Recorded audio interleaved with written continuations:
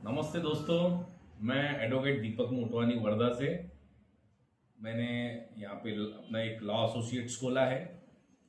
लेकिन आज ये वीडियो बनाने का एक थोड़ा सा मुझे एक पर्पज़ ऐसा लगा कि मेरे काफ़ी मित्र है जो शासकीय कर्मचारी है, शासकीय अधिकारी है। तो मुझे ऐसा लगा कि ये वीडियो बनाना चाहिए और थोड़ी सी वीडियो बना के वीडियो के माध्यम से एक थोड़ी सी इंफॉर्मेशन उन तक पहुंचानी चाहिए। क्योंकि होता कैसा है, इसके पहले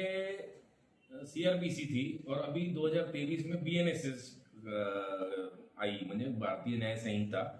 जो क्रिमिनल प्रोसीजर थी उसी को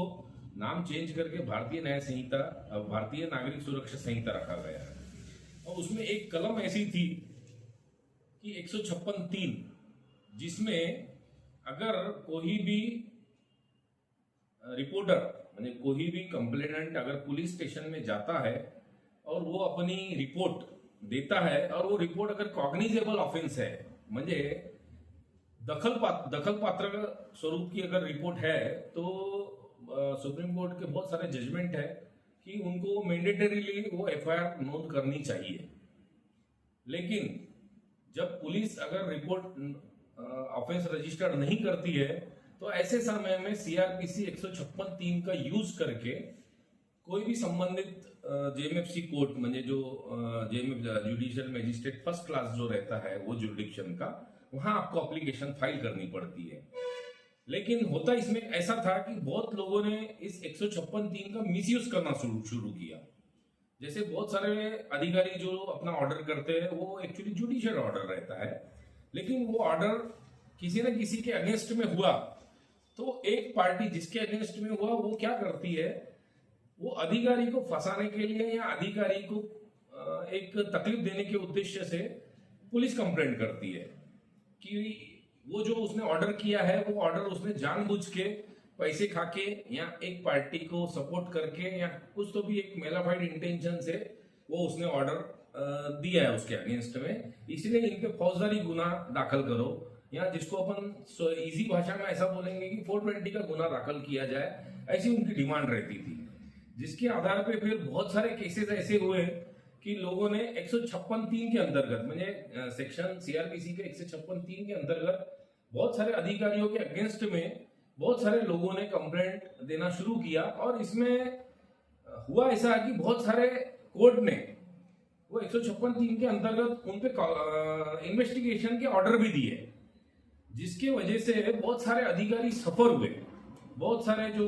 अधिकारी थे जिनका ऑलरेडी जुडिशियल वर्क था, क्वाजी जुडिशियल वर्क था, उनको ये सब चीजें फौजदारी, म्हणजे क्रिमिनल उनके ऊपर जो ये ऑफेंस है वो सब उनको फेस करना पड़ा, जिसके वजह से उनको बहुत सारा मानसिक त्रास हुआ। तो इसलिए फिर क्या हुआ, जब ये बात गवर्नमेंट को ध्यान में आई, या समझो लॉ मेकर्स को जो जब ये बात ध्यान में आई, तो 2016 में उन्होंने एक अमेंडमेंट निकाली। वो अमेंडमेंट में उन्होंने 156(3) में एक ऐसी अमेंडमेंट की कि यदि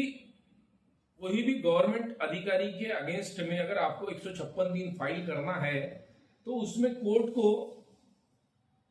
विदाउट परमिशन, उनके हायर अथॉरिटी के विदाउट सैंक्शन से आप उसको कॉग्निजेबल, म्हणजे उसको वो 156(3) के वो एप्लीकेशन पे आप कॉग्निजेंस लेने का भी अधिकार कोर्ट को नहीं दिया था। म्हणजे वहां रेस्ट्रिक्ट किया था कोर्ट को कि अगर कोई भी शासकीय अधिकारी के खिलाफ कोई भी अगर कंप्लेंट 156(3) में फाइल करता है, तो वो 156(3) की कंप्लेंट में जब तक गवर्नमेंट उसको सैंक्शन देती नहीं, तब तक कोर्ट को बार किया गया था, या कोर्ट को ऐसा समझो कि कोर्ट को मैंडेटरी बंधन दिया था कि ताकि आप कोई भी अधिकारी के खिलाफ इन्वेस्टिगेटिव मैटर ऐसा ऑर्डर नहीं हो। लेकिन अभी जब बीएनएसएस जब आया है, म्हणजे भारतीय नागरिक सुरक्षा संहिता, तो इसमें अभी क्या चेंजेस है, 156(3) और अभी का है 187(3). तो इसमें अभी थोड़ा सा उन्होंने चेंज ये किया है कि 187(3) में थोड़ा स्कोप, म्हणजे लॉ मेकर्स जो थे उन्होंने थोड़ा सा स्कोप बढ़ाया है। वो स्कोप ऐसा बढ़ाया है कि जब तक कोई भी अगर शासकीय अधिकारी के खिलाफ अगर कोई 187(3) के अंतर्गत अगर कोई कंप्लेंट करता है, सॉरी 187 नहीं, 175(3) के अंतर्गत अगर कोई कंप्लेंट करता है तो उसके अंतर्गत आपको जो अधिकारी के खिलाफ कंप्लेंट हुई है उसके जब तक सीनियर अथॉरिटी या हायर अथॉरिटी जब तक उसके मतलब उनका भी से आपको लेना मैंडेटरी किया है, ताकि जब तक उनका सीनियर ऑफिसर जब तक वो प्रकरण का पूरा अपना लेखा जोखा कोर्ट में सबमिट नहीं करेगा तब तक कोर्ट को उसके अगेंस्ट में कोई भी कार्रवाई करने के लिए रोका गया है। उसके बाद उसमें ऐसी उसमें अमेंडमेंट में ये भी लाया है कि आपको 175(3) के अंतर्गत इन्वेस्टिगेट टू मैटर ऐसा ऑर्डर करने के पहले आपको संबंधित पुलिस स्टेशन से भी आपको माहिती लेना अनिवार्य है कि ये संबंध में कंप्लेनेंट ने क्या बोला है और कंप्लेंट के बाद में आपने अभी तक का उसमें इन्वेस्टिगेशन क्या किया है। तो ये जो गवर्नमेंट का एक जो सरकार या लॉ मेकर्स का जो ये उद्देश्य था, ये उद्देश्य ऐसा है कि उनको कहीं तो भी उनके राइट को प्रोटेक्ट किया जाए, इस शासकीय अधिकारी के राइट को प्रोटेक्ट किया जाए। क्योंकि जजेस एक्ट के अंतर्गत अगर आप कोई भी क्वाजी जुडिशियल में भी जैसे एसडीओ हो गए, तहसीलदार हो गए, टीएलआर हो गए, एसएलआर हो गए, सिटी सर्वे ऑफिसर हो गए, इनका जो भी एक ऑर्डर रहता वो एक क्वाजी जुडिशियल एक जज की डेफिनेशन में बैठता है। तो ऐसे समय में बहुत बार ऐसा देखा गया है कि किसी के भी अगेंस्ट में अगर ऑर्डर हुआ तो वो उसको अपील करने के बजाय वो सीधा पुलिस स्टेशन में जाता है और वो अधिकारी के खिलाफ फौजदारी कार्रवाई करने के पीछे अपनी एक कंप्लेंट देता है। और इसमें ऐसे समय में कुछ राजकीय प्रेशर से भी वो शासकीय अधिकारी के ऊपर गुना दाखल किया जाता है, और अगर गुना दाखल पुलिस ने नहीं किया तो 175(3) BNSS जो पहले 156(3) था उसका उपयोग होता था। तो आज 175(3) में क्या फर्क है और 156(3) में क्या फर्क, पहले और अभी के प्रोविजन में क्या फर्क है, इस पे अपन आज थोड़ा सा अपन विस्तार से और मैं आपको इसमें अगले वीडियो में और आपको बताऊंगा। आज के वीडियो के लिए धन्यवाद।